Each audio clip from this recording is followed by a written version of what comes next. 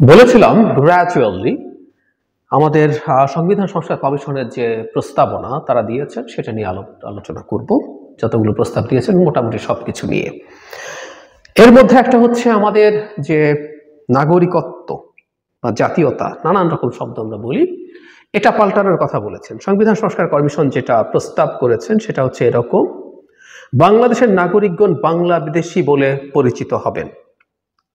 সংবিধানের আগে কি ছিল? ৬-১ বাংলাদেশের নাগরিকত্ব আইনের দ্বারা নির্ধারিত নিয়ন্ত্রিত হইবে। ২ বাংলাদেশের জনগণ জাতি হিসাবে বাঙালি এবং নাগরিকগণ বাংলাদেশী বলিয়া পরিচিত হইবেন। সো জনগণ বাঙালি, নাগরিকগণ বাংলাদেশী, সব জনগণকে বাঙালি বলে দেয়া, তোরা সব বাঙালি হয়ে যা, এটা নিয়ে দীর্ঘদিন ধরে আমরা আলোচনা করেছি। এর মধ্যে সমস্যা আছে। একটু পেছনে যদি যাই, বাঙালি জাতীয়তাবাদ বাংলাদেশের জন্মের ইতিহাসের সাথে জড়িত, এটা সত্য। ৪৭-এ দেশভাগের পর আমরা যখন স্বাধীন হলাম এবং ৪৭-কে আমরা খুব সিগনিফিক্যান্ট একটা বছর আমাদের জাতীয় জীবনে দেখতে পারি সেই হিসাবে, কারণ হলো ওই প্রথম এই ভূমির মানুষ আমরা নাগরিক হয়ে উঠেছিলাম। এর আগে আমরা কেউ নাগরিক ছিলাম না, আমরা হয় রাজা বাদশার অধীনে অথবা কলোনির অধীনে ছিলাম। সুতরাং পাকিস্তান হওয়া মানে এই ভূমির মানুষও একটা স্বাধীন দেশের নাগরিক হয়ে উঠেছিলেন। কিন্তু ৪৭-এ তখনও বাংলাদেশ ভাগের ক্ষেত্রে মুখ্য হয়ে উঠেছিল একটা আইডেন্টিটি, সেটা হচ্ছে মুসলিম। মুসলমানদের জন্য একটা আলাদা দেশ পাকিস্তান এবং প্রধানত হিন্দুদের জন্য দেশ ভারত। এই ছিল ভাগ। সো আইডেন্টিটি যেটা হয়, যখন আমরা আইডেন্টিটি নিয়ে আনি, identity is never ending process. কোনো না কোনো রকম আইডেন্টিটি আসলে যুক্ত ক্রমাগত হতেই থাকে, মানুষ বের করে নিয়ে আসতে থাকে। 52-তে আমরা দেখলাম আমাদের ভাষা আন্দোলন যখন হলো, তখন মুসলমান একটা আমাদের আইডেন্টিটি আছে, তখন আরেকটা আইডেন্টিটি আমাদের মাথা চাড়া দিল যে আমরা মুসলমান, কিন্তু আমরা তো বাঙালিও। আমি সংখ্যাগরিষ্ঠের কথা বলছি, রাজনীতি আসলে সংখ্যাগরিষ্ঠকে নিয়েই হয়। আমরা চাই বা না চাই, বিশেষ করে আইডেন্টিটি পলিটিক্স, তার হিসাবটা খুব সোজা। মেজরিটিকে যদি আমি আমার সাথে নিয়ে ফেলতে পারি, মাইনরিটি আমার কাছে ম্যাটার করে না, কারণ সে ভোট না দিলেও আমার কিছু আসে যায় না। ফলে 52-র পর আমরা দেখলাম যে আমাদের একটা বাঙালি সত্তা আছে এবং আমাদের তৎকালীন রাজনীতিবিদরা, বিশেষ করে তখন আওয়ামী মুসলিম লীগ, এবং একটা পর্যায়ে তার নাম থেকে মুসলিম শব্দটাও সরিয়ে ফেললো, নামটার মধ্যে এক ধরনের ধর্মনিরপেক্ষ অ্যাটিটিউড রাখার জন্য, এবং তারা বাঙালি জাতীয়তাবাদকে ধাপে ধাপে প্রমিনেন্ট করতে থাকলো, কারণ তাকে তো নির্বাচনে জিততে হবে এবং তখন আইডেন্টিটির জামানা। তারা বলতে চাইলেন আমরা মুসলমান, কিন্তু আমরা বাঙালিও। যদিও সেটার মধ্যে আবার কোন আইডেন্টিটি আগে কোন আইডেন্টিটি পরে যাবে সেটা নিয়ে ডিবেট ছিল। আমরা মুসলমান বাঙালি না বাঙালি মুসলমান, এই ডিবেট ছিল, এবং পারহ্যাপস এই ডিবেটটা এখনো চলছে।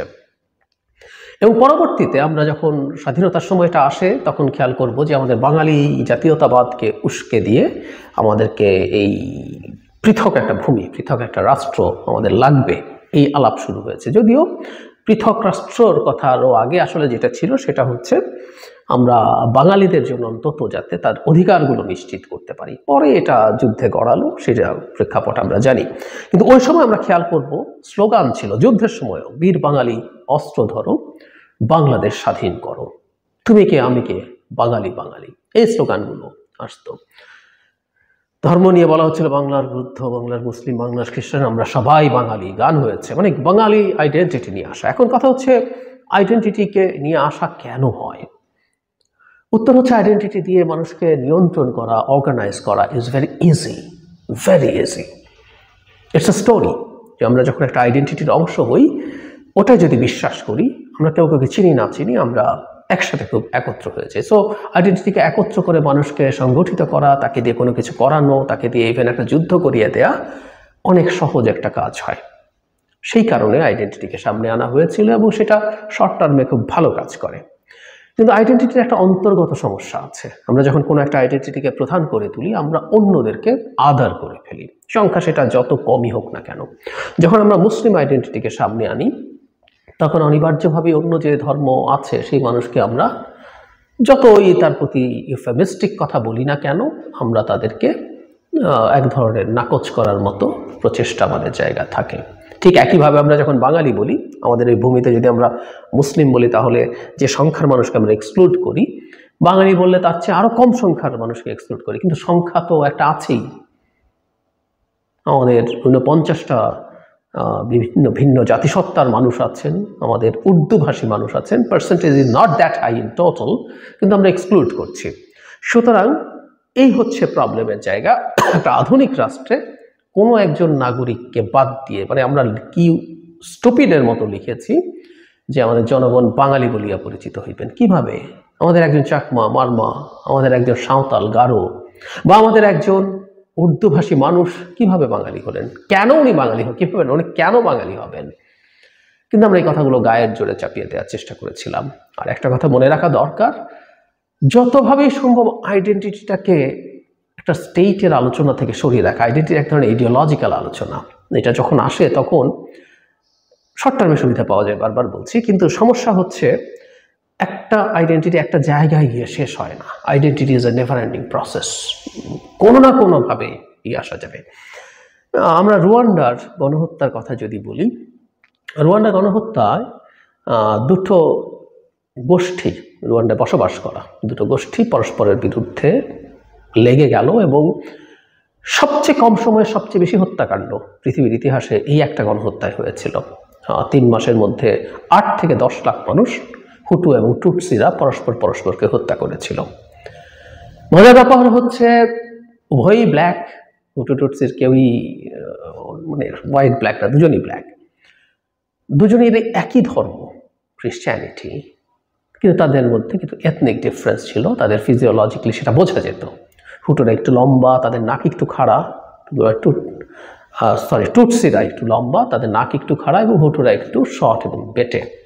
সংখ্যায় টুটসিরা কম, কিন্তু তাদের হাতে পাওয়ার অনেক বেশি ছিল, এবং সেটা একসাথে অ্যাবিউজড হয়েছে, ডিপ্রাইভড হয়েছে বলে হুটুরা অভিযোগ করে, এবং একটা পর্যায়ে একটা ম্যাসাকার ঘটে যায়। তো তার মানেটা হচ্ছে এই পরিচয়কে আমরা যত সামনে আনি, আমরা আসলে বিভৎস সব কতগুলো ঘটনার জন্ম দিতে পারি। আর হচ্ছে বললাম, কোনো না কোনো একটা আইডেন্টিটি বের করবো। দুটোই কালো, দুটোরই ধর্ম একই, কিন্তু তারা আরেকটা হিসেব বের করেছে। ঠিক একইভাবে আমরা যখন বাঙালি হয়ে যাই, আমরা দেখব এই বাঙালির মধ্যে আমরা ঠেকে থাকবো না, এই বাঙালির মধ্য থেকে একটা নতুন আইডেন্টিটি মাথা চাড়া দিবে। আমরা যদি মুসলিম আইডেন্টিটি বা ইসলাম আইডেন্টিটির স্টেটে অনেক বেশি সামনে আনি, দেখা যাবে ইসলামের মধ্যে নানান ডেনোমিনেটরস আছে, ভাগ আছে, বিভিন্ন রকম ইন্টারপ্রিটেশন অফ রিলিজিয়ান আছে, সেগুলো আসতে শুরু করবে, এবং এই হানাহানি বা সংকট আবার শুরু হয়ে যাবে। সে কারণে আমরা মনে করি একটা আধুনিক রাষ্ট্র, এটা পৃথিবীতে অনেকেই বিশ্বাস করেন, আমি সেই আর্গুমেন্টটাই গ্রহণ করি, একটা আধুনিক রাষ্ট্র একটা নাগরিকের রাষ্ট্র হবে, এবং রাজনৈতিক দলগুলো তাদের জনগণের জন্য কি কাজ করবে না করবে, এই ওয়েলফেয়ারই হবে তার আলোচনার বিষয়। তোমাকে আমি সুশাসন দেবো, দুর্নীতিমুক্ত করব, তোমাকে আমি এই ফ্যাসিলিটিস দেব, তোমাকে আমি এই শিক্ষা স্বাস্থ্য দেব, তোমার সংকটে আমি এইভাবে তোমার পাশে দাঁড়াবো, এগুলোই হবে একটা স্টেটের রাজনীতির মূল ভিত্তি। আমি সংবিধান সংশোধন কমিশন যে রিপোর্ট দিয়েছে, তাতে বাঙালি শব্দটা আমাদের সংবিধান থেকে তুলে দেওয়া হচ্ছে। এটাকে আমি ওয়েলকাম করছি। কেউ কেউ বলছেন যে এটা আমরা তুলে দিচ্ছি, হঠাৎ করে বাঙালি হারিয়ে গেল। বাঙালি হারিয়ে যাওয়ার মতো দরকারই ছিল। বাংলা এই ভূমিতে বসবাসকারী সবাই বাংলাদেশি, এর মধ্যে বাঙালি আছেন, এর মধ্যে বিভিন্ন রকম ভিন্ন জাতিসত্তা আছেন, এবং আমাদের একই ধরনের উৎসের মানুষের মধ্যে আবার ভিন্ন ভাষী মানুষ আছেন। এই হচ্ছে কম্বাইন্ড বাংলাদেশি মানুষ। এটা একটা ইনক্লুসিভ, এটা একেবারেই ইনক্লুসিভ একটা টার্ম, এবং এটাই আমাদের থাকা উচিত। সুতরাং বাঙালিত্ব চলে কারোই যায় নাই। কেউ কেউ মাতম তুলছেন দেখছি, বাঙালিত্ব চলে যায় নাই, এবং এই বাঙালি শব্দটাই থাকা আমাদের ব্যক্তিগত ব্যবহারে জেনারেলি ইউজ করা না। আমরা আওয়ামী লীগের সময় দেখতাম বাঙালি ব্যবহার করতেন, বাংলা ব্যবহার করতো তারা। এই জিনিসগুলো ট্রুলি বাংলা বললেও ইভেন এটা আমাদের দেশকে বোঝায় না। বাংলা বলতে এই বাংলায় ঠাঁই হবে না, ওই বাংলার মাটিতে এটা হবে না, সেটা হবে না, এটা বাংলা না। বাংলা বলতে ভারতেরও একটা অংশ বোঝায়। সুতরাং বাংলাদেশকে স্পেসিফিকলি বলা দরকার, বাংলাদেশের জনগণকে সবাইকে একসাথে ইনক্লুসিভলি বলা দরকার। সো আমরা বাংলাদেশি, এবং আমি বাংলাদেশি এবং বাঙালি, ঠিক একইভাবে কেউ একজন বাংলাদেশি এবং চাকমা, কেউ একজন বাংলাদেশি এবং সাঁওতাল, কেউ একজন বাংলাদেশি এবং উর্দুভাষী মানুষ।